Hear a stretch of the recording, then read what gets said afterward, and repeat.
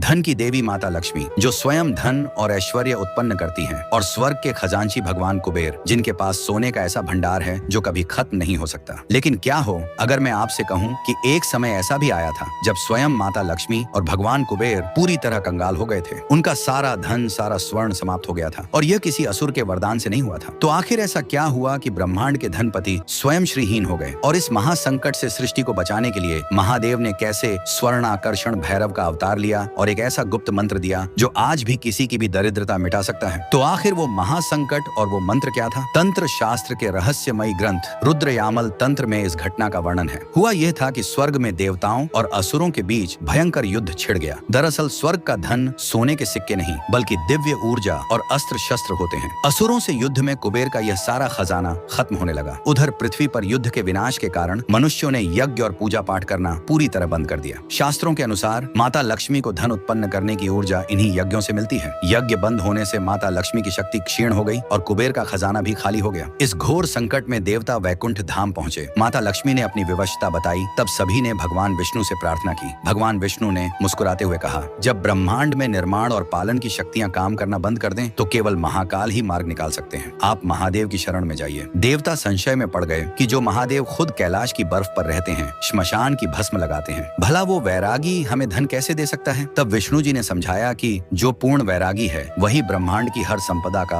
असली स्वामी है। बिना संदेह किए शिव के पास जाइए। देवता जब कैलाश पहुंचे तो महादेव ने उनकी रक्षा के लिए उन्हें अपना एक अत्यंत शक्तिशाली गुप्त मंत्र दिया और आदेश दिया कि पृथ्वी पर बद्रिकाश्रम जाकर इसी मंत्र का निरंतर जाप करें। देवताओं और कुबेर ने ऐसा ही किया। उस गुप्त मंत्र की शक्ति से भगवान शिव वहां एक अलौकिक रूप में प्रकट हुए। उनका शरीर पिघले हुए सोने की तरह चमक रहा था, वस्त्र सुनहरे थे और उनकी 4 भुजाओं में से एक हाथ में स्वर्ण कलश था। यह थे स्वर्णाकर्षण भैरव। प्रकट होते ही उन्होंने अपनी दिव्य दृष्टि से माता लक्ष्मी की शक्ति लौटा दी और कुबेर के भंडार फिर से भर दिए। महादेव ने देवताओं को जो चमत्कारी सिद्ध मंत्र दिया था वह है ओम ऐं क्लीं क्लीं श्रीं स्वर्णाकर्षण भैरवाय नमः। मान्यता है कि कर्ज या घोर दरिद्रता में डूबा व्यक्ति अगर इस मंत्र का जाप करे तो उसकी गरीबी हमेशा के लिए मिट जाती है। और आज भी काशी और दक्षिण भारत के कुछ गुप्त मंदिरों में इनके दर्शन मात्र से सारे कष्ट दूर हो जाते हैं। सच में महादेव से बड़ा ना कोई दानी है और ना रक्षक। महादेव के सच्चे भक्त कमेंट्स में ओम स्वर्णाकर्षण भैरवाय नमः जरूर लिखें।